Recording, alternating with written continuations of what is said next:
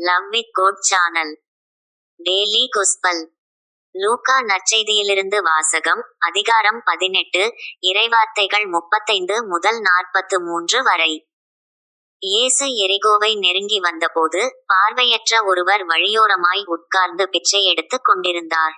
மக்கள் கூட்டம் கடந்து போய்க் கொண்டிருந்ததை கவனித்த அவர், இது என்ன என்று வினவினார்.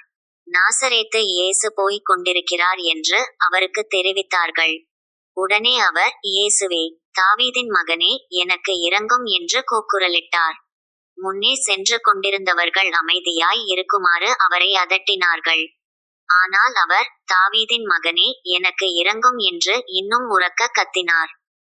இயேசு நின்று அவரை தம்மிடம் கூட்டிக் கொண்டு வரும்படி ஆணையிட்டார். அவர் நெருங்கி வந்ததும், நான் உமக்கு என்ன செய்ய வேண்டும் என விரும்புகிறீர் என்று இயேசு கேட்டார். அதற்கு அவர், ஆண்டவரே, நான் மீண்டும் பார்வை பெற வேண்டும் என்றார். இயேசு அவரிடம், பார்வை பெறும், உமது நம்பிக்கை உம்மை நலமாக்கிற்று என்றார். அவர் உடனே பார்வை பெற்று, கடவுளை போற்றிப் புகழ்ந்து கொண்டே இயேசுவை பின்பற்றினார். இதை கண்ட மக்கள் யாவரும் கடவுளை புகழ்ந்தனர். இது ஆண்டவர் வழங்கும் அருள்வாக்கு. இறைவா, உமக்கு நன்றி.